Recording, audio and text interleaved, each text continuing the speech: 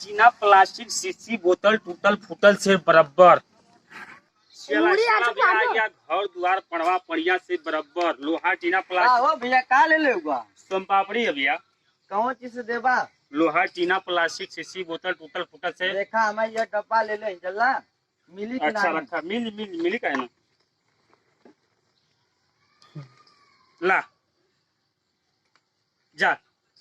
अरे मतलब बकचोदा हुआ का 10 रुपया का डब्बा रहला लेला एत्ती के बोतल केत्ती के लेबा केत्ती के बोतल लेबा केत्ती के लेबा रुपया बेचल आपके देखले हुआ